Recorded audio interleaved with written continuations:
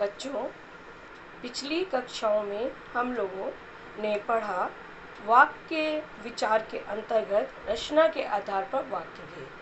हमने सारी जानकारी प्राप्त की कि वाक्य क्या होता है, वाक्य के कितने भेद होते हैं रचना के आधार पर, सरल वाक्य, संयुक्त वाक्य और मिश्र वाक्य। मिश्र वाक्य में के अंतर्गत हम लोगों ने पढ़ा था कि आश्रित उपवाक्य, कि मुख्य वाक्य पर जो उपवाक्य आश्रित होता है उसे हम आश्रित उपवाक्य कहते हैं।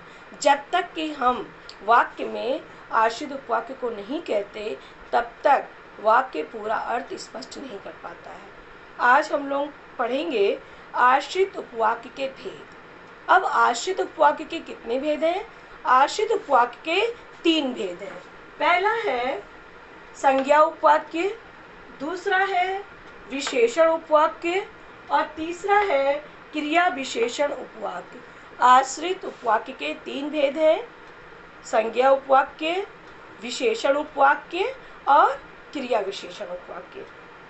आज अभी हम लोग संज्ञा उपवाक्य के बारे में जानेंगे कि आश्रित उपवाक्य में संज्ञा उपवाक्य क्या होता है, जिसकी परिभाषा इस प्रकार है। जब आश्रित उपवाक्य मुख्य उपवाक्य की संज्ञा के स्थान पर आते हैं, जब आश्रित उपवाक्य मुख्य उपवाक्य की संज्ञा के स्थान पर आते हैं तो उन्हें हम संज्ञा उपवाक्य कहते हैं। जैसे उदाहरण के द्वारा समझेंगे। दादाजी सदा कहा करते थे कि रमेश महान व्यक्ति बनेगा। दादाजी सदा कहा करते थे, उनका आश्रित उपवाक्य क्या है कि रमेश महान व्यक्ति बनेगा।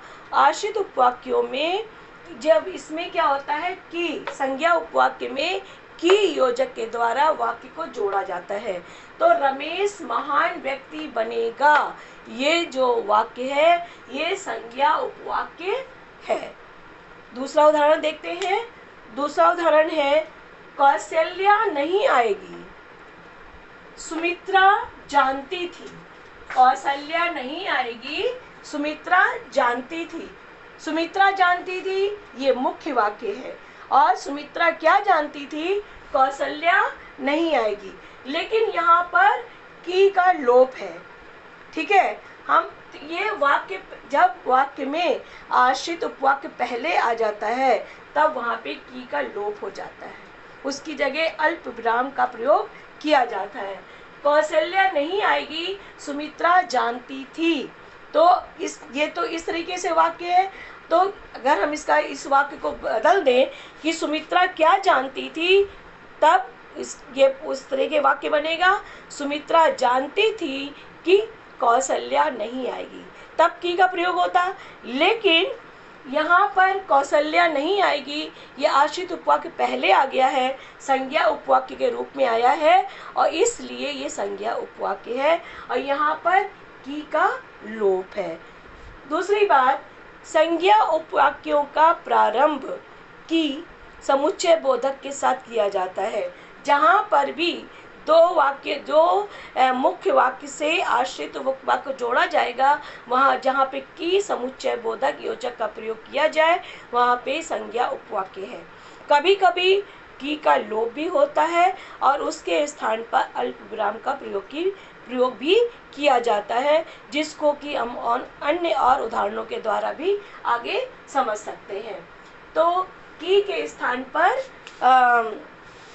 स्थान पर अल्प विराम का भी प्रयोग करके संज्ञा उपवाक्य वहाँ पर होता है, जैसा कि हम लोगों ने इस उदाहरण के द्वारा, नंबर 2 उदाहरण के द्वारा हम लोगों ने समझा है।